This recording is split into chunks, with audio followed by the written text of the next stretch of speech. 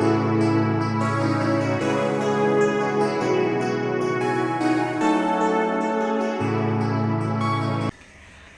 Hi ನಮಸ್ಕಾರ fam, welcome back to my YouTube channel Sheela Ramesh blog. So fam, ಇದು ಬಂದು ಶನಿವಾರದ ಬ್ಲಾಗ್ ಆಗಿರುತ್ತೆ. ಸ್ಯಾಟರ್ಡೆ ಬ್ಲಾಗ್ ಮಾರ್ನಿಂಗಿಂದನೇ ಶುರು ಮಾಡ್ಕೊಂಡಿದ್ದೀನಿ.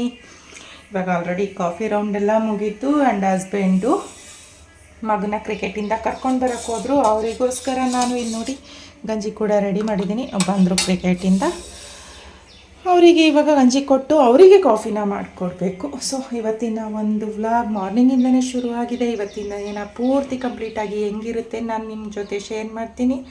ಅದನ್ನು ನೋಡೋದಕ್ಕೂ ಮೊದಲು ಏನು ಮಾಡಬೇಕು ಅಂತ ನಿಮಗೆಲ್ಲರೂ ಗೊತ್ತಲ್ವಾ. ಯಾರಾದರೂ ನನ್ನ ಚಾನಲನ್ನು ಸಬ್ಸ್ಕ್ರೈಬ್ ಮಾಡ್ಕೊಂಡಿಲ್ಲ ಅಂತಂದರೆ ಪ್ಲೀಸ್ ಮೊದಲು ಹೋಗಿ ನನ್ನ ಚಾನಲನ್ನು ಸಬ್ಸ್ಕ್ರೈಬ್ ಮಾಡ್ಕೊಳ್ಳಿ. ಹಾಗೆ ಈ ವಿಡಿಯೋ ನಿಮಗೆ ಸ್ವಲ್ಪನಾದರೂ ಇಷ್ಟ ಆದರೆ ಲೈಕ್ ಮಾಡಿ, ಶೇರ್ ಮಾಡಿ ಆ್ಯಂಡ್ ಕಮೆಂಟ್ ಮೂಲಕ ಹೆಂಗೆ ಬಂತು ಅಂತ ತಿಳಿಸೋದನ್ನು ಮರಿಬೇಡಿ. ಹಾಗೆ ಎಲ್ಲೂ ಕೂಡ ಮಿಸ್ ಮಾಡದೆ ಸ್ಕಿಪ್ ಮಾಡಿದೆ ವಿಡಿಯೋ ಪೂರ್ತಿ ನೋಡಿ ಆಯಿತಾ.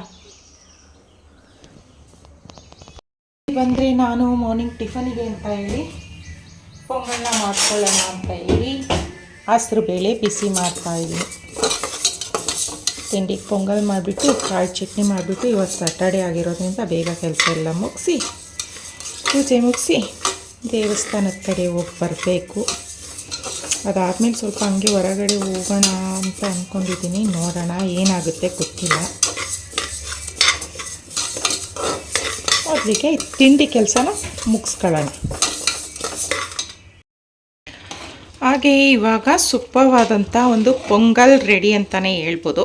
ಇದೇನಪ್ಪ ಪೊಂಗಲ್ ಅಂತ ಹೇಳ್ತಾಳೆ, ಇದರಲ್ಲಿ ಏನೋ ಟೊಮೆಟೊ ಈರುಳ್ಳಿ ಎಲ್ಲ ಕಾಣಿಸ್ತಾ ಇದೆ ಅಂತ ಅಂದ್ಕೋಬೇಡಿ. ಆ್ಯಕ್ಚುಲಾಗಿ ಹೇಳಬೇಕು ಅಂತಂದರೆ ನನಗೆ ಪೊಂಗಲ್ ಅಷ್ಟು ಲೈಕ್ ಮಾಡಿ ತಿನ್ನಲ್ಲ. ಪೊಂಗಲ್ಲು ಮತ್ತು ಈ ಉಪ್ಪಿಟ್ಟು, ಅವಲಕ್ಕಿ, ಶಾವಿಗೆ ಇದೆಲ್ಲ ನನಗೆ ಅಷ್ಟು ಇಷ್ಟ ಆಗಲ್ಲ. ಹಂಗಾಗಿ ಏನು ಮಾಡ್ತೀನಿ, ಅವಕ್ಕೆಲ್ಲ ಸ್ವಲ್ಪ ಮಸಾಲೆ ಐಟಮ್ಸ್ನ ಆ್ಯಡ್ ಮಾಡ್ಕೋತೀನಿ ನಾನು. ಈ ಶಾವಿಗೆ ಮಾಡಿದ್ರು ಅಷ್ಟೇ ಮಸಾಲ ಬಾತ್ ಮಾಡ್ತೀವಲ್ಲ ಆ ರೀತಿನಲ್ಲಿ ಮಾಡ್ಕೋತೀನಿ. ಉಪ್ಪಿಟ್ಟು ಮಾಡಿದ್ರೂ ಅಷ್ಟೇ ವೆಜಿಟೇಬಲ್ಸ್ ಎಲ್ಲ ಹಾಕಿ ಮಸಾಲೆ ಎಲ್ಲ ಹಾಕಿ ಮಾಡ್ಕೋತೀನಿ.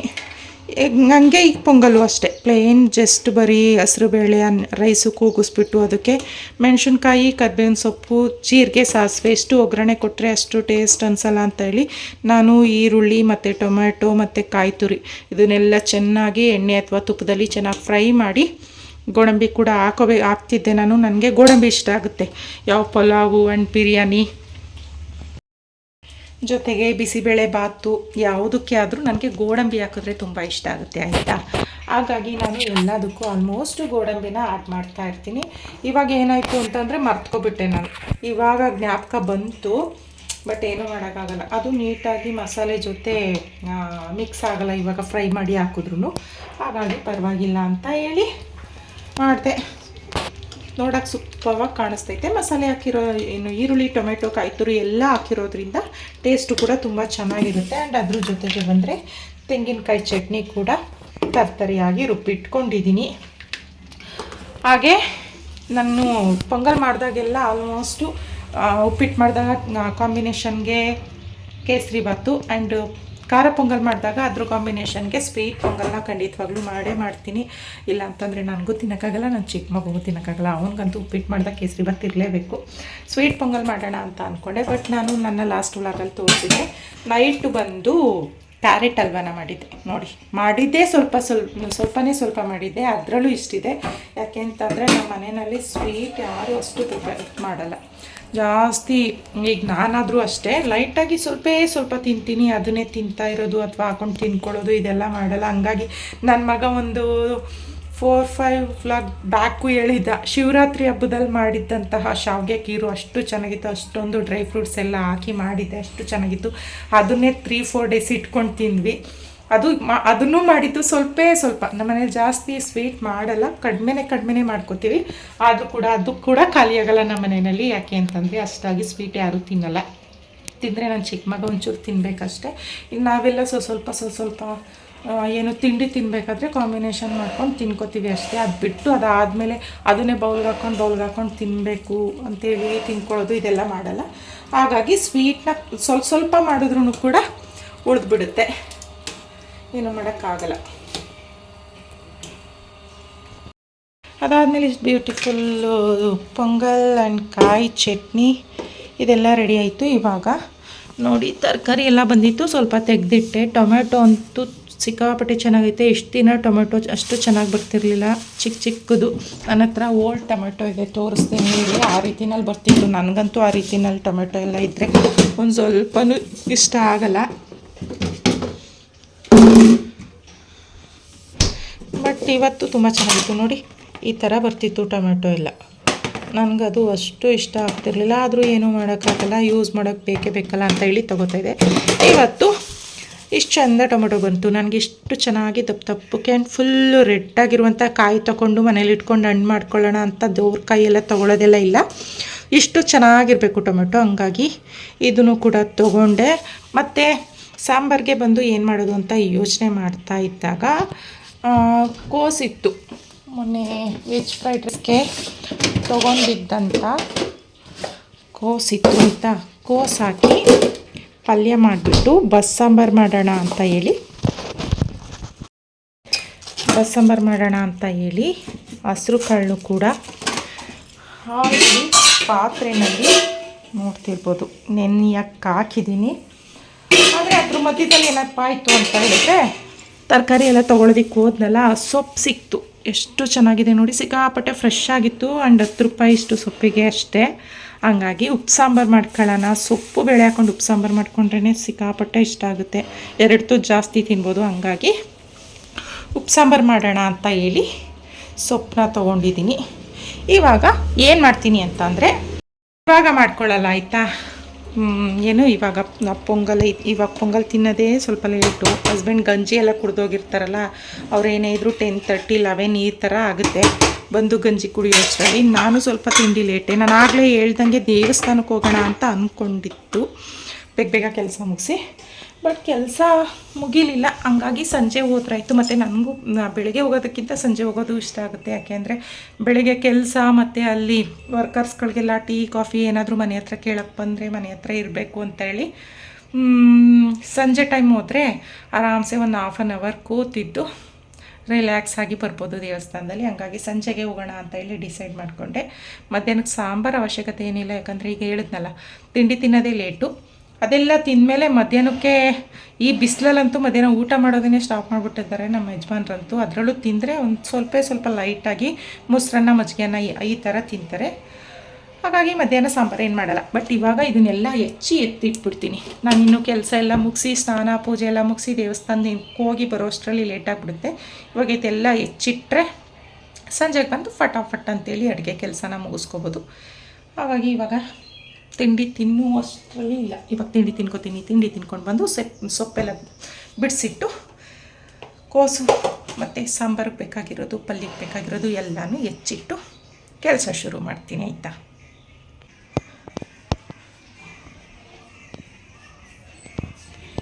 ಇವ್ರದ್ದು ಹಾಫ್ ಡೇ ಕ್ಲಾಸು, ಮಧ್ಯಾಹ್ನ 2 ಮೇಲೆ ಸ್ಕೂಲಿಗೆ ಹೋಗಬೇಕಾಗಿರೋದು.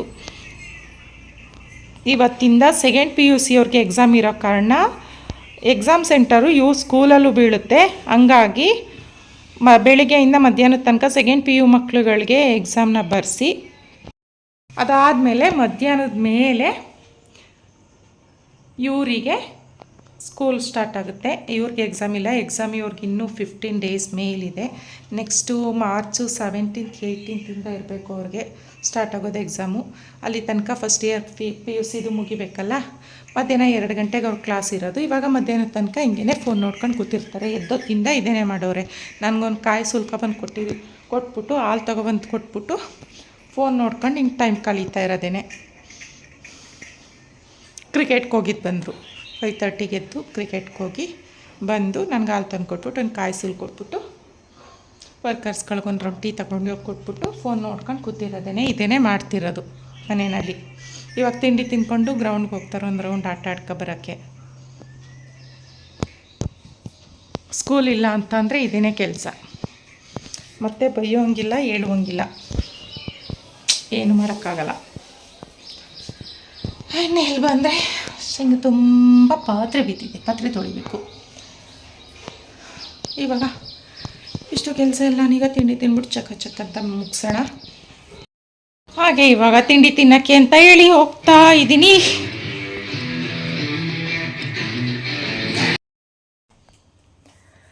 ಹಾಗೆ ಇವಾಗ ಆಲ್ರೆಡಿ ನೈಟ್ ಆಗೋಗಿದೆ ಆಯಿತಾ. ಇನ್ನೂ ನಾನು ಮಧ್ಯದಲ್ಲಿ ಯಾವುದೇ ಥರದ ವೀಡಿಯೋ ಕಂಟಿನ್ಯೂ ಮಾಡೋಕ್ಕಾಗಲಿಲ್ಲ. ಕೆಲಸ ಅಂತ ಮಾಡ್ಕೊಂಡಿದ್ದಿದ್ದೆ ಅಲ್ವಾ ರೆಗ್ಯುಲರಾಗಿ ಅಂತ ಹೇಳ್ಬಿಟ್ಟು ಸ್ಟಾಪ್ ಮಾಡಿದೆ. ಅದಾದಮೇಲೆ ಎಲ್ಲ ಕೆಲಸ ಮುಗಿದ ಮೇಲೆ ಸಂಜೆ ದೇವಸ್ಥಾನಕ್ಕೂ ಕೂಡ ಹೋಗಿ ಬಂದೆ. ನನ್ನ ಹಣೆಯಲ್ಲಿರುವಂಥ ಎಲ್ಲ ನಾಮಗಳನ್ನ ನೋಡ್ತಾ ಇದ್ದರೆ ನಿಮ್ಗಾಗಿರುತ್ತೆ. ಅದ್ರ ಜೊತೆಗೇನಪ್ಪ ಅಂತ ಹೇಳಿದ್ರೆ ನನ್ನ ಮಗ ಕ್ಲಾಸ್ ಮುಗಿಸ್ಕೊಂಡು ಬಂದು ಅವರ ಅಜ್ಜಿ ಮನೆಗೆ ಅಂದರೆ ನಮ್ಮ ಅಮ್ಮನ ಮನೆಗೆ ಹೋದ. ಅವನು ಮತ್ತು ಅವ್ರ ಅಕ್ಕ ಎಲ್ಲರೂ ಕೂಡ. ಇವಾಗ ನಾನೊಬ್ಬಳೇ ಇರೋದು ಯಾಕೆ ಹೇಳ್ತಾ ಇದ್ದೀನಿ ಅಂತ ಅಂದರೆ ಹಸ್ಬೆಂಡು ಒಂದು ಮದುವೆ ಇದೆ ಅಂತ ಹೇಳಿ ಹೋಗಿದ್ದಾರೆ. ಹುಣಸೂರು ಸ್ವಲ್ಪ ದೂರನೇ ಮದುವೆ ಇದೆ ಅಂತ ಹೇಳಿ ಹೋಗಿದ್ದಾರೆ. ಇನ್ನು ಅವರೆಲ್ಲ ಮುಗಿಸ್ಕೊಂಡು ಬರುವಷ್ಟರಲ್ಲಿ ನಾನೇನು ಮಾಡಲ ಅಂತ ನೋಡ್ತಾ ಇದ್ದರೆ ಕಿಚನ್ ನೋಡಿ ಎಷ್ಟು ಕ್ಲೀನಾಗಿದೆ. ಅಡುಗೆ ಮಾಡೋ ಟೆನ್ಷನ್ನೇ ಇಲ್ಲಪ್ಪ ನನಗೆ ಇವತ್ತು. ಹಾಗಾಗಿ ನಾನು ಒಬ್ಬಳೇ ಅಲ್ವಾ ಅಂತ ಹೇಳಿ ನೋಡಿ ಶನಿವಾರ ದೇವಸ್ಥಾನಕ್ಕೆ ಹೋಗಿದ್ದು ಬಂದಿದ್ದಾಳೆ. ಇದೇನು ಬಿರಿಯಾನಿ ತೋರಿಸ್ತಾ ಇದ್ದಾಳೆ ಅಂತ ಅಂದ್ಕೊಬೇಡಿ. ಚಿಕನ್ ಬಿರಿಯಾನಿ ಅಲ್ಲ, ಇದು ಬಂದು mushroom biryani and mushroom pepper ಡ್ರೈನ ಸ್ವಿಗ್ಗಿಲಿ ಬುಕ್ ಮಾಡ್ಕೊಂಡು ತರಿಸ್ಕೊಂಡು ಇವಾಗ ತಿನ್ನಬೇಕಷ್ಟೆ. ಮಧ್ಯಾಹ್ನ ಸಾಂಬಾರು ಮಾಡದೇ ಇರೋದು ಒಳ್ಳೆಯದಾಯಿತು. ಮಧ್ಯಾಹ್ನ ಮಾಡಿಬಿಟ್ಟಿದ್ದಿದ್ರೆ ಹೇಳಿದ್ನಲ್ಲ, ಮಧ್ಯಾಹ್ನ ಹಸ್ಬೆಂಡ್ ಇಷ್ಟೇ ಸ್ವಲ್ಪ ಮೊಸರನ್ನ ತಿಂದಿದ್ದು. ಇನ್ನು ನಾನು ಪೊಂಗಲೇ ಇತ್ತು ಅಂದ್ಬಿಟ್ಟು ತಿಂದ್ಕೊಂಡೆ.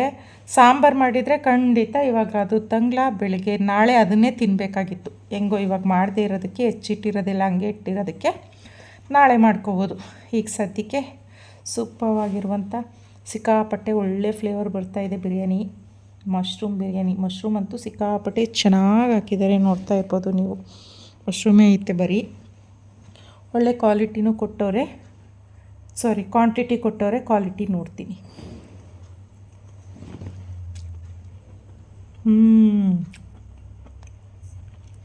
ಸಕ್ಕರೆ ಐತೆ ಬಿರಿಯಾನಿ ಫ್ರೆಂಡ್ಸ್, ನಿಜ.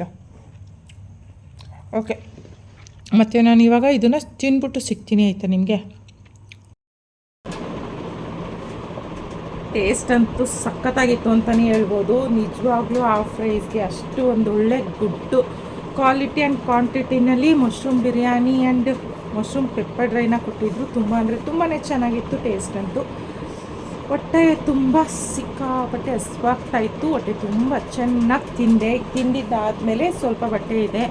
ಹಸ್ಬೆಂಡ್ಗೆ ಕಾಲ್ ಮಾಡಿದೆ, ಇವಾಗ ಹೊರಟಿದ್ದೀವಿ ಅಂತ ಹೇಳಿದ್ರು. ಇವಾಗ ಹೊರಟವ್ರೆ ಅಂತ ಅಂದರೆ ಇನ್ನೂ ಬರೋದಕ್ಕೆ ತುಂಬಾ ಲೇಟ್ ಆಗುತ್ತೆ. ಸೊ ಅಷ್ಟರೊಳಗೆ ಸ್ವಲ್ಪ ಬಟ್ಟೆ ಏನಿತ್ತಲ್ಲ ಅದನ್ನೆಲ್ಲ ಮಡ್ಚಾದರೂ ಇಡೋಣ ಅಂತ ಹೇಳಿ ಬಂದೆ. ಹಾಗೆ ಒಬ್ಳಿಗೆ ಬೋರ್ ಆಗ್ತಾಯಿತ್ತಲ್ಲ, ನಿಮ್ಮ ಜೊತೆ ಅಂದರೆ ಫಾರ್ಮ್ ಜೊತೆ ಮಾತಾಡಿಕೊಂಡು ಬಟ್ಟೆ ಫೋಲ್ಡ್ ಮಾಡ್ಕೊಳ್ಳೋಣ ಅಂತ ಹೇಳಿ ಬಂದೆ. ಅದ್ರ ಮಧ್ಯದಲ್ಲಿ ಒಂದು ಮಾತು ನೆನಪಿಗೆ ಬರ್ತಿದೆ, ಹೇಳಬೇಕು ಅಂತ ಅನ್ನಿಸ್ತಿದೆ. ಹೇಳ್ಬೇಕೋ ಹೇಳ್ಬಾರ್ದೋ ಗೊತ್ತಿಲ್ಲ, ಬಟ್ ಹೇಳಬೇಕು ಅನ್ನಿಸ್ತಾ ಇದೆ. ಈ ಜನಗಳು ಹೆಂಗೆ ಅಂತ ಅಂದರೆ, ಕೆಟ್ಟು ಸೋರಿಸ್ತೀನಿ, ಕೊಟ್ಟು ಸೋರಿಸ್ತಾರೆ.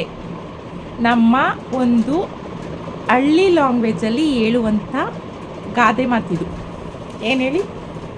ಕೆಟ್ಟು ಸೋರಿಸ್ತೀನಿ ಅಂದರೆ ನಾನು ಕೆಟ್ಟರು ಪರವಾಗಿಲ್ಲ, ಅಡ್ಜಸ್ಟ್ ಮಾಡ್ಕೊತೀನಿ. ಕೊಟ್ಟು ಸೋರಿಸ್ತಾರೆ ಅಂದರೆ ಬೇರೆಯವ್ರಿಗೆ ಕೊಟ್ಟು ಅದನ್ನು ಸಹಿಸ್ಕೊಳ್ಳೋದಕ್ಕಾಗೋದಿಲ್ಲ ನನಗೆ. ಇದನ್ನು ಸ್ವೀಟ್ ಆ್ಯಂಡ್ ಸಾಲ್ಟಾಗಿ ನಮ್ಮ ಹಳ್ಳಿಯವರು ಗಾದೆ ರೂಪದಲ್ಲಿ ಹೇಳೋದು ಈ ರೀತಿಯಲ್ಲಿ, ಕೆಟ್ಟು ಸೋರಿಸ್ತಾರೆ,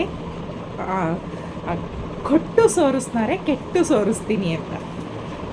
ಈಗ ಯಾಕಪ್ಪ ಈ ಮಾತನ್ನ ಹೇಳ್ತಾ ಇದ್ದೀನಿ ಅಂತ ಅಂದರೆ, ನಾನು ಕಂಡ ಮಟ್ಟಿಗೆ ಜನಗಳು ನಮ್ಮ ಎದುರುಗಡೆ ಎಷ್ಟು ಚೆನ್ನಾಗಿ ಮಾತಾಡ್ತಾರೆ ಅಂತ ಅಂದರೆ, ಮುತ್ತು ಸುರಿದೋಗ್ಬೇಕು ಅವ್ರು ಮಾತಾಡೋ ಪ್ರತಿ ಒಂದು ಲೈನ್ಗಳಲ್ಲೂ. ಎಕ್ಸಾಂಪಲ್ಗೆ ಹೇಳಬೇಕು ಅಂದರೆ ಬೇರೆ ವಿಷಯಗಳ ಬಗ್ಗೆ ತಗೊಳ್ಳಲ್ಲ, ಬೇರೆಯವ್ರ ಬಗ್ಗೆನೂ ತಗೊಳ್ಳಲ್ಲ, ನನ್ನ ಬಗ್ಗೆನೇ ನಾನು ಹೇಳ್ಕೊತೀನಿ ಅಂತ ಅಂದರೆ, ನಾನು ಸೋಷಿಯಲ್ ಮೀಡಿಯಾದಲ್ಲಿ ಇರೋದ್ರಿಂದ, ನಾನು ವೀಡಿಯೋಸ್ಗಳನ್ನ ಮಾಡೋದ್ರಿಂದ ನನ್ನ ಎದುರುಗಡೆ ಎಷ್ಟು ಚೆನ್ನಾಗಿ ಮಾತಾಡ್ತಾರೆ, ಎಷ್ಟು ಚೆನ್ನಾಗಿ ನನ್ನ ವರ್ಣನೆ ಮಾಡ್ತಾರೆ ಅಂತಂದರೆ, ಅಷ್ಟು ಚೆನ್ನಾಗಿ ವೀಡಿಯೋ ಮಾಡ್ತೀಯಾ, ಸಾಂಗ್ಗಳೆಲ್ಲ ತುಂಬ ಚೆನ್ನಾಗಿ ಸೆಲೆಕ್ಟ್ ಮಾಡ್ಕೋತೀಯಾ, ಆ್ಯಂಡ್ ಬ್ಲಾಗ್ಗಳು ಅಷ್ಟೇ ತುಂಬ ಚೆನ್ನಾಗಿ ಬರ್ತೈತೆ, ಮಾಡು ಎಲ್ರದ್ದು ಸ್ಟಾರ್ಟಿಂಗಿಂದನೇ ಅಪ್ಪಾಗಲ್ಲ. ಹೌದು, ನನ್ನ ಒಂದು ಚಾನಲ್ಲು, ಅದರಲ್ಲೂ ಯೂಟ್ಯೂಬ್ ಚಾನಲ್ಲು ಅಷ್ಟು ಮಟ್ಟಿಗೆ ಸಬ್ಸ್ಕ್ರೈಬರ್ಸ್ ಎಲ್ಲ ಚೆನ್ನಾಗಿದ್ರು ಕೂಡ ವ್ಯೂ ಇತ್ತೀಚೆಗೆ ಮೊದಲೆಲ್ಲ ಚೆನ್ನಾಗಿ ಬರ್ತಾಯಿತ್ತು, ಬಟ್ ಇತ್ತೀಚೆಗೆ ಏನಕ್ಕೋ ವ್ಯೂ ಕಡಿಮೆ ಆಗಿದೆ. ಇಟ್ಸ್ ಓಕೆ, ಅದನ್ನೆಲ್ಲ ನೋಡಿ ಹೇಳೋದು. ಏನಾಗಲ್ಲ, ಮಾಡ್ತಾಯಿರು, ಚೆನ್ನಾಗಿ ಬರುತ್ತೆ. ಅದೇ ನನ್ನ ಹಿಂದೆಗಡೆ ಮಾತಾಡುವಂಥ ಮಾತುಗಳು, ಅವಳು ಮಾಡೋಕ್ಕೇನು ಕೆಲಸ, ಹೇಳೋರು ಯಾರು, ಕೇಳೋರು ಯಾರು, ಆಡ್ಕೊಂಡು ಕುಣ್ಕೊಂಡು ನಿಂತ್ಕೊತಾಳೆ, ಹೇಳೋರು ಕೇಳೋರು ಇದ್ದಿದ್ದರೆ ಸರಿ ಹೋಗಿರೋದು ಅಂತ. ಅದಕ್ಕೆ ಸ್ವಲ್ಪ ನೋಡೋ ನನ್ನ ಒಂದು ಫ್ಯಾಮ್ಗೆ ಬೇಜಾರಾಗ್ಬೋದು, ಇರಿಟೇಟ್ ಆಗ್ಬೋದು. ಏನು ಯಾವಾಗಲೂ ಕೆಲಸ ಕೆಲಸ ಕೆಲಸ ಕೆಲಸ. ನಾನು ಹೇಳೋದಷ್ಟು ಕೆಲಸ ಮಾಡಿಕೊಂಡು, ಅಷ್ಟು ಕೆಲಸದ ಒತ್ತಡದ ಮಧ್ಯದಲ್ಲಿ ಮನೆಯಲ್ಲಿ ಅಷ್ಟೆಲ್ಲ ಪ್ರೆಷರ್ ಇದ್ದರೂ ಅದನ್ನೆಲ್ಲ ನಾನು ನಿಭಾಯಿಸ್ಕೊಂಡು, ಜೊತೆಗೆ ಅದನ್ನೆಲ್ಲ ಒಂದು ಸೈಡ್ಗಿಟ್ಟು, ಅಷ್ಟೊಂದು ಒಂದು ಶ್ರಮ ಹಾಕಿ ನಾನು ಏನೋ ಒಂದು ಕೆಲಸ ಮಾಡ್ತಿದ್ದೀನಿ ಅಂತ ಅಂದರೆ ಅದ್ರ ಹಿಂದೆಗಡೆ ಏನು ಉದ್ದೇಶ ಇರ್ಬೋದು ಅಂತ ಜನಗಳಿಗೆ ಅರ್ಥ ಆಗಲ್ಲ. ಮತ್ತು ನಾನು ಪ್ರತಿ ವ್ಲಾಗಲ್ಲೂ ತೋರಿಸ್ತಿದ್ದೀನಿ ನನ್ನ ಮನೆ ಕೆಲಸ ಹೆಂಗಿರುತ್ತೆ. ಇವಾಗ ನೋಡಿ, ನಾನು ಬೆಳಗ್ಗೆ ಸ್ವಲ್ಪ ನಿಮಗೆ ತಿಂಡಿ ರೆಡಿ ಮಾಡಿ ಅಡುಗೆಗೆ ರೆಡಿ ಮಾಡ್ಕೋತಾ ಇರಬೇಕಾದ್ರೆ ವೀಡಿಯೋನ ಸ್ಟಾರ್ಟ್ ಮಾಡಿದ್ದು. ನೀವು ಮಧ್ಯದಲ್ಲಿ ಗಮನಿಸ್ಬೋದು. ಈಗ ಲಾಸ್ಟಿಗಂತೂ ನಮ್ಮ ಮನೆ ಕನ್ಸ್ಟ್ರಕ್ಷನ್ ಶುರು ಮಾಡಿದ್ಮೇಲಂತೂ ಒಂದು ಮಂತ್ಗೂ ಜಾಸ್ತಿನೇ ವ್ಲಾಗ್ ಮಾಡೋದೇ, ಒಂದು ಮಂತ್ ಜಾಸ್ತಿನೇ ವ್ಲಾಗ್ ಮಾಡೋದನ್ನೇ ಸ್ಟಾಪ್ ಮಾಡಿಬಿಟ್ಟಿದ್ದೆ. ಎಷ್ಟೊಂದು ವ್ಲಾಗ್ಸ್ಗಳಿತ್ತು ಗೊತ್ತಾ, ಹೊರಗಡೆ ಎಲ್ಲ ಹೋಗಿದ್ದು ಬಂದಿದ್ದೆಲ್ಲ. ಬಟ್ ವ್ಲಾಗ್ ಮಾಡೋದನ್ನೇ ಸ್ಟಾಪ್ ಮಾಡಿಬಿಟ್ಟಿದ್ದೆ. ನನಗೆ ಅಷ್ಟೊಂದು ಕೆಲಸದ ಒಂದು ಒತ್ತಡ ಇತ್ತು, ಆಗ್ತಿರ್ಲಿಲ್ಲ ನನಗೆ ಫೋನ್ನೆಲ್ಲ ಮೇಂಟೈನ್ ಮಾಡೋದಕ್ಕೆ. ಶಾರ್ಟ್ಸ್ಗಳು ಮಾಡ್ತಿರ್ಲಿಲ್ಲ ನಾನು, ಬರೀ ಅದು ಇದು ಫೋಟೋಸ್ ಇರೋದನ್ನು ಬಿಟ್ಬಿಟ್ರೆ ಏನಾಗ್ಬಿಡುತ್ತೆ ಗೊತ್ತಾ, ಫಾಲೋವರ್ಸ್ ಕಡಿಮೆ. ಫಾಲೋವರ್ಸು ಏನು ನ್ಯೂ ಫಾಲೋವರ್ಸ್ ಆಗಲಿಲ್ಲ ಅಂತಂದ್ರೂ ಪರವಾಗಿಲ್ಲ, ಇರೋ ಫಾಲೋವರ್ಸ್ಗಳೂ ಇರೋದಿಲ್ಲ ಆಯಿತಾ, ಅವ್ರೂ ಅನ್ಫಾಲೋ ಮಾಡಿಬಿಡ್ತಾರೆ. ಹಂಗಾಗಿ ನಾನು ಏನು ಮಾಡ್ತಿದ್ದೆ ಅಂತ ಅಂದರೆ, ಇರೋವಂಥ ಫೋಟೋಸ್ಗಳನ್ನೇ ಎಡಿಟ್ ಮಾಡಿ ಮಧ್ಯದಲ್ಲಿ ಒಂದು ಸ್ವಲ್ಪ ಟೈಮ್ ಸಿಕ್ತಾಗ ಆಗ್ತಿದೆ. ಅಷ್ಟು ಬ್ಯುಸಿ ಇದ್ದು ಈಗ ಮತ್ತೆ ರೀಸೆಂಟಾಗಿ ಅಕ್ಕನ ಮಗಳು ಮದುವೆ ಆಯ್ತಲ್ಲ, ಆಗ್ಲಿಂದ ಸ್ವಲ್ಪ ಬೆಟರ್ ಅಂತ ಅನ್ನಿಸ್ತು. ಹಂಗಾಗಿ ಸ್ವಲ್ಪ ಬ್ಲಾಗ್ಗಳನ್ನ ಕಂಟಿನ್ಯೂ ಮಾಡ್ಕೊಂಡು ಹೋಗ್ತಾ ಇದ್ದೀನಿ. ಯಾಕಪ್ಪ ಇದನ್ನು ಹೇಳ್ತಾ ಇದ್ದೀನಿ ಅಂತ ಅಂದರೆ, ನಾನು ಇಷ್ಟು ಕೆಲಸದಲ್ಲಿದ್ದರೂ ಕೂಡ ಅವ್ರಿಗೆ ನಾನು ನೋಡೋ ಮಟ್ಟಿಗೆ ಅವ್ರುಗಳು ನಾನು ಮಾಡೋ ಕೆಲಸಗಳಲ್ಲಿ ಅರ್ಥ ಕೆಲಸ ಮಾಡೋಕ್ಕಾಗಲ್ಲ ಅವ್ರುಗಳ ಕೈಲಿ. ಆದ್ರೂ ಅಂಥವ್ರ ಬಾಯಿಗಳಲ್ಲಿ ಬರುವಂಥ ವರ್ಡ್ಗಳು ಮಾಡೋಕ್ಕೇನು ಭದ್ರ ಕೆಲಸ. ಹೇಳೋರು ಯಾರು, ಕೇಳೋರು ಯಾರು, ಕೇಳೋಕ್ಕೆ ಇದ್ದಿದ್ದರೆ ಸರಿ ಹೋಗೋದು. ಫ್ಯಾನ್ ಹಾಕಿದ್ದೀನಿ, ಶೆಕೆ ಅಲ್ವಾ, ಅದು ಮೇನ್ ಡೋರ್ ಬೇರೆ ಕ್ಲೋಸ್ ಮಾಡಿದ್ದೀನಿ, ಎಲ್ಲ ವಿಂಡೋಸ್ ಎಲ್ಲ ಕ್ಲೋಸ್ ಮಾಡಿಬಿಟ್ಟಿದ್ದೀನಿ. ಸೊಳ್ಳೆ ಜಾಸ್ತಿ, ನಮ್ಮದು ಗಾರ್ಡನ್ನೆಲ್ಲ ಸ್ವಲ್ಪ ಗಿಡಗಳೆಲ್ಲ ಚೆನ್ನಾಗಿ ಬೆಳೆದ್ಬಿಟ್ಟೈತಲ್ವ, ಸೊಳ್ಳೆ ಜಾಸ್ತಿ ಬರುತ್ತೆ ಅಂತ ಹೇಳಿ ವಿಂಡೋ ಎಲ್ಲ ಕ್ಲೋಸ್ ಮಾಡ್ತಿದ್ದೀನಲ್ಲ, ಸಿಕ್ಕಾಪಟ್ಟೆ ಶೆಕೆ ಐತೈತೆ. ಫ್ಯಾನ್ ಆನ್ ಮಾಡಿದ್ದೀನಿ. ಸೌಂಡ್ ಸ್ವಲ್ಪ ಅದ್ರದ್ದು ಜಾಸ್ತಿನೇ ಕೇಳಿಸುತ್ತೆ, ಅಡ್ಜಸ್ಟ್ ಮಾಡ್ಕೊಳ್ಳಿ. ಸಾರಿ, ಎಲ್ಲಿ ಬಿಟ್ಟಿದೆ. ಆ ರೀತಿಯಲ್ಲಿ ನಾನು ಅಷ್ಟು ಕೆಲಸ ಮಾಡಿಕೊಂಡು ನನ್ನ ಮನೆ ಕೆಲಸ ನಾನೇ ಮಾಡ್ತಾಯಿದ್ದೀನಿ, ಯಾರೂ ಮಾಡಿಕೊಡ್ತಾ ಇಲ್ಲ, ಯಾರ ಕೈಲೂ ಮಾಡಿಸ್ಕೊತಾ ಇಲ್ಲ. ಹಂಗಿದ್ದೂ ಅವ್ರುಗಳು ಹೊಡಿತಾರೆ ನೋಡಿ, ಒಬ್ಬೊಬ್ಬರು ಅವ್ರ ಮನೆ ಹತ್ರ ಕೂತ್ಕೊಂಡು ಅವ್ರುಗಳು ಮಾಡೋಕ್ಕೆ ಬೇರೆ ಲ್ಯಾಂಗ್ವೇಜ್ ಬರುತ್ತೆ, ಲ್ಯಾಂಗ್ವೇಜ್ ಯೂಸ್ ಮಾಡಲ್ಲ, ಬೇರೆ ಕೆಲಸ ಇಲ್ಲದೆ ಅವ್ರ ಮನೆ ಹತ್ರ ಇವ್ರ ಮನೆ ಹತ್ರ ಕೂತ್ಕೊಂಡು ಅತ್ತೆ ಹೊಡ್ಕೊಂಡು ಟೈಮ್ ಪಾಸ್ ಮಾಡ್ತಿರ್ತಾರೆ ನೋಡಿ. ಅಂಥವ್ರ ಬಾಯಲ್ಲಿ ಬರೋದು ಹೆಂಗೆ ಗೊತ್ತಾ, ಕುಂಬಳಕಾಯಿ ಕಳ್ಳ ಅಂದರೆ ಈಗಲೂ ಮುಟ್ಕೊಂಡು ನೋಡ್ಕೊಂಡ ಅಂತ ಅವರೇನು ಅಂದ್ಕೊಂಡಿರ್ತಾರೆ, ನಾನು ಈ ಥರ ಇರೋ ಕೆಲಸನೂ ಬಿಟ್ಬಿಟ್ಟು ಕಳ್ಮೈ ಬೆಳೆಸ್ಕೊಂಡು ಕೆಲಸ ಮಾಡಿಕೊಂಡು ಕೆಲಸ ಬಿಟ್ಬಿಟ್ಟು ಈ ರೀತಿ ಅಲ್ಲಿ ಇಲ್ಲಿ ಕೂತ್ಕೊಂಡು ಹಟ್ಟೆ ಹೊಡಿತಿದ್ದಿಲ್ಲ, ಅವರು ಹಂಗೆ ಇರ್ತಾರೆ ಅನ್ನೋ ಒಂದು ಮನೋಭಾವದಲ್ಲಿ ಅವರು ಇರ್ತಾರೆ ಅಂತ ಅಂದ್ಕೋತೀನಿ ನಾನು. ಅಂಥವ್ರ ಬಾಯಿಗಳಲ್ಲೇ ಇಂಥ ಮಾತುಗಳು ಬರೋಕ್ಕೆ ಸಾಧ್ಯ, ಏನೂ ಮಾಡೋಕ್ಕಾಗಲ್ಲ.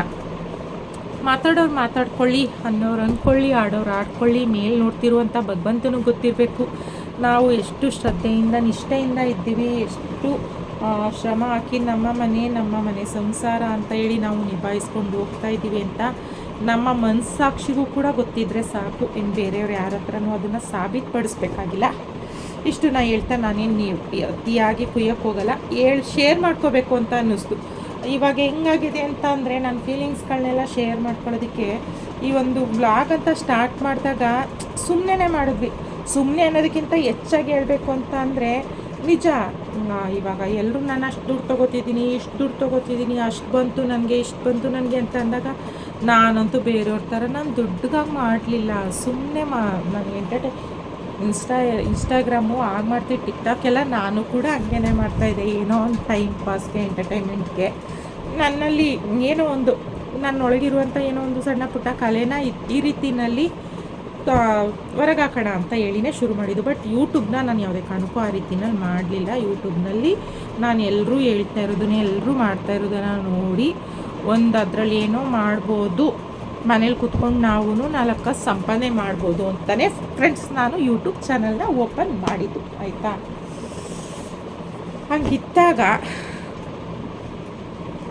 ಒಬ್ಬೊಬ್ಬರೇ ಅಂದ್ಕೊಂಡು 19,000 ಜನ ಸಬ್ಸ್ಕ್ರೈಬರ್ಸ್. ಅವ್ರನ್ನ ಸಬ್ಸ್ಕ್ರೈಬರ್ಸ್ ಅಂತ ಹೇಳಲ್ಲ, ನೀವು ನನ್ನ ಬ್ಲಾಗ್ಗಳಲ್ಲೂ ನೋಡ್ಬೋದು. ನಾನು ವೀಡಿಯೋ ಸ್ಟಾರ್ಟ್ ಮಾಡೋದೇ ನಾನು ಇಂಟ್ರೊಡಕ್ಷನ್ನ ಫ್ಯಾಮ್ ಅಂತ ಹೇಳಿ, ಅಂದರೆ ನನ್ನ ಮನೆಯವ್ರ ಥರನೇ ಆಗಿಬಿಟ್ಟಿದ್ದೀರಾ, ಅಷ್ಟು ಪ್ರೀತಿ ತೋರಿಸ್ತೀರಾ. ಗೊತ್ತಿಲ್ಲ ನನಗೆ, ನಾನು ಯಾರನ್ನೂ ಪ್ಲೇ ಮಾಡೋಕ್ಕೆ ಹೋಗಲ್ಲ.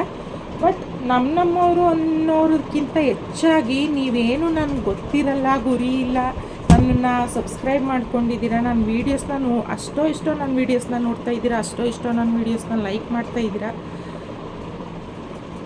ಹಂಗಾದ ಕಾರಣ ಏನಾಗುತ್ತೆ ಅಂತಂದರೆ, ಯಾವುದೇ ಒಂದು ಥರದ್ದು ಒಂದು ಫೀಲಿಂಗ್ಸ್ ಇದ್ದರೂ ಕೂಡ, ಅದು ಗುಡ್ ಆದರೂ ಸರಿ, ಬ್ಯಾಡ್ ಆದರೂ ಸರಿ, ಫಸ್ಟು ನಾನು ನಿಮ್ಮ ಜೊತೆ ಶೇರ್ ಮಾಡ್ಕೋಬೇಕು ಅಂತ ಅನಿಸ್ಬಿಡುತ್ತೆ. ಏನು ಮಾಡೋಕ್ಕಾಗಲ್ಲ. ಬೇಜಾರು ಆಗುತ್ತಾ ನಿಮಗೆ? ಎಲ್ಲನೂ ಬಂದಿಲ್ಲ ಓದ್ತಾಳೆ ಅಂತ ಬೇಜಾರು ಮಾಡ್ಕೋಬೇಡಿ. ಬೇಜಾರು ಮಾಡ್ಕೊಳ್ಳಲ್ಲ ಅಂತ ಗೊತ್ತು ನನಗೆ. ಹಂಗಾಗಿ ಯಾವುದೇ ಒಂದು ಮುಚ್ಚುಮರೆ ಏನು, ನಾನು ವ್ಲಾಗ್ಗಳನ್ನ ಮಾಡ್ತೀನಿ, ನೀವೆಲ್ಲರೂ ನನ್ನನ್ನು ಅಷ್ಟು ಇಷ್ಟಪಡ್ತೀರಾ ಅಂತ ಅಂದಮೇಲೆ ಖಂಡಿತವಾಗ್ಲೂ ಫ್ಯಾಮಿಲಿ ಅಂತ ನಾನು ನಿಮ್ಮನ್ನು ಅಂದ್ಕೊಂಡ್ಮೇಲೆ ನನ್ನೆಲ್ಲ ಒಂದು ಆಗು ಹೋಗುಗಳು, ಕಷ್ಟ ಸುಖಗಳನ್ನ ನಿಮ್ಮ ಜೊತೆ ಶೇರ್ ಮಾಡ್ಕೊಳ್ಳೇಬೇಕಾಗುತ್ತೆ. ಹಂಗಾಗಿ ಹೇಳ್ಕೋಬೇಕು ಅಂತ ಅನ್ನಿಸ್ತು. ಈ ವ್ಲಾಗಲ್ಲಿ ಹೇಳ್ಕೊತಾ ಇದ್ದೀನಿ ಅಷ್ಟೇ ಫ್ಯಾಮ್, ಇನ್ನೇನಿಲ್ಲ. ಸದ್ಯಕ್ಕೆ ಇವಾಗ ಬಟ್ಟೆ ಫೋಲ್ಡ್ ಮಾಡಿಟ್ಬಿಟ್ಟು ಹೋಗಿ ಒಂದು ಸ್ವಲ್ಪ ಹೊತ್ತು ಹೊರಗಡೆ ಕುತ್ಕೋಬೇಕು. ಸಿಕ್ಕಾಪಟ್ಟೆ ಶೆಕೆ ಅನ್ನಿಸ್ತೈತೆ. ಎಷ್ಟು ಕಾವು ಬೆಳಗ್ಗೆಲ್ಲ ಸ್ವಲ್ಪ ಮೋಡ ಕವಿದ ವಾತಾವರಣ ಇರುತ್ತೆ. ಎಷ್ಟೊತ್ತಾಯಿತು ಅಂದರೆ ಎಪ್ಪಿ ಕಾವು, ಶೆಕೆ ಕಂಟ್ರೋಲ್ ಮಾಡೋಕ್ಕಾಗಲ್ಲ. ಬಟ್ಟೆ ಮಚ್ಚಿಟ್ಬಿಟ್ಟು ಎತ್ತಿಟ್ಬಿಟ್ಟು ಹೋಗೊಂದು ಸ್ವಲ್ಪ ಹೊತ್ತು ಕೂತ್ಕೋತೀನಿ. ಇನ್ನು ಹಸ್ಬೆಂಡ್ ಎಷ್ಟೊತ್ತು ಗೊತ್ತಾರೋ ಗೊತ್ತಿಲ್ಲ, ನೋಡೋಣ. ಸದ್ಯಕ್ಕೆ ಈ ಒಂದು ವ್ಲಾಗ್ನ ಬೋರ್ ಅನ್ನಿಸ್ದೇ ಇರೋ ರೀತಿನ ಸ್ಟಾಪ್ ಮಾಡ್ತಾಯಿದ್ದೀನಿ ಅಂತ ಅನ್ಕೋತೀನಿ. ಹೇಳ್ತಿದ್ದೀನಲ್ಲ, ಮೇ ಬಿ ಬೋರ್ ಆಗ್ಬೋದು. ಏನು ಒಳಗಡೆನೇ ಇರ್ತಾಳೆ, ಒಬ್ಬಳೇ ವೀಡಿಯೋ ಮಾಡ್ಕೊತಾಳೆ. ಏನು ಅಂತಂದರೆ ನನಗೆ ಮನೇಲಿ ಜನ ಇದ್ದರೂ ನನಗೆ ಜನ ತೋರ್ಸೋಕ್ಕಾಗ್ತಾಯಿಲ್ಲ. ಹೇಳ್ತಾ ಇಲ್ವಾ, ನೆನೆ ಏನೋ ಮಾಡ್ತಾಯಿದ್ದೆ, ನನ್ನ ಮಗಳು ಮಗ ಎಲ್ಲ ಏನೇನೋ ಕಿತ್ತಾಡ್ತಿದ್ರು. ನನಗೆ ಅಲ್ಲೆಲ್ಲ ಹೋಗಿ ಫೋನ್ ಹಿಡ್ಕೊಳಕ್ಕಾಗಲಿಲ್ಲ. ಇನ್ನು ನನ್ನ ತಂಗಿ ಬಂದು ಅವಳು 2-3 ದಿನ ಇದ್ದು, ನಾನು ನನ್ನ ತಂಗಿ ಮಕ್ಕಳಿದ್ರೆ ಎಷ್ಟು ಕಾಟ್ಲೆ ಇರುತ್ತೆ ಅಂತ ಗೊತ್ತು. ಯಾವುದೂ ಕವರ್ ಮಾಡ್ಕೊಳಕ್ಕಾಗಲಿಲ್ಲ. ಅದನ್ನು ನಾನು ವೀಡಿಯೋಸ್ಗಳನ್ನೂ ಇತ್ತೀಚೆಗೆ ನೋಡ್ತಾ ಇರ್ಬೋದು. ಜಸ್ಟ್ 8 ಮಿನಿಟ್ಸ್, 7 ಮಿನಿಟ್ಸ್, 10 ಮಿನಿಟ್ಸ್ ಈ ರೀತಿಯಲ್ಲಿ ನಾನು ವ್ಲಾಗ್ಗಳನ್ನ ಹಾಕ್ತಾಯಿದ್ದೀನಿ. ಜಾಸ್ತಿ ನನಗೆ ವೀಡಿಯೋಸ್ ಕವರ್ ಮಾಡ್ಕೊಳಕ್ಕಾಗ್ತಾಯಿಲ್ಲ. ಆದಷ್ಟು ಬೇಗ ಎಲ್ಲ ಕೆಲಸಗಳು, ಎಸ್ಪೆಷಲಿ ನಮ್ಮ ಮನೆ ಕನ್ಸ್ಟ್ರಕ್ಷನ್ ಫಿನಿಶಿಂಗ್ ಆದಮೇಲೆ ಯಥಾ ಪ್ರಕಾರ ಒಳ್ಳೊಳ್ಳೆ ವೀಡಿಯೋಗಳನ್ನ, ಒಳ್ಳೊಳ್ಳೆ ಕಂಟೆಂಟ್ ಜೊತೆಗೆ ಫನ್ನಿ ಟೈಪಲ್ಲಿ ಕೊಡಲಿಕ್ಕೆ ಪ್ರಯತ್ನ ಪಡ್ತೀನಿ. ಸದ್ಯಕ್ಕೆ ಬಿಡ್ತಾ ಇರೋ ವೀಡಿಯೋಗಳನ್ನ ಇಷ್ಟಪಟ್ಟು ನೋಡಿ, ಆದಷ್ಟು ಲೈಕ್ ಮಾಡಿ, ಶೇರ್ ಮಾಡಿ, ಕಮೆಂಟ್ ಮೂಲಕ ಹೆಂಗೆ ಬರ್ತಿದೆ ಅಂತ ತಿಳಿಸೋದನ್ನು ಮರಿಬೇಡಿ. ಈಗ ಮತ್ತೆ ನಾನು ನಿಮಗೆ ನೆಕ್ಸ್ಟ್ ವೀಡಿಯೋಲಿ ಸಿಗ್ತೀನಿ. Until then take care, bye bye and love you all.